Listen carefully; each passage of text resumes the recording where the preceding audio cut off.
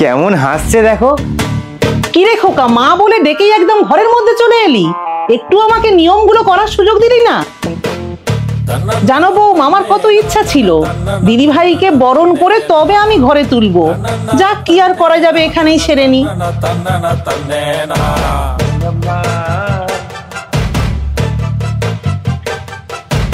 আমার দিদি ভাইয়ের মুখটা কেমন হয়েছে একবার দেখাও। একটা ডাইনি হয়েছে। কি দিয়া, তোমার মাথা খারাপ হয়ে গেছে নাকি? এসব কি যাতা বলছো? ও আমাদের সন্তান। বড় হয়ে দেখবেন সবার মাথার উপরে উঠে নাচবে। জানি না বাবা, আমি কি করে এরকম একটা ডাইনির জন্ম দিলাম।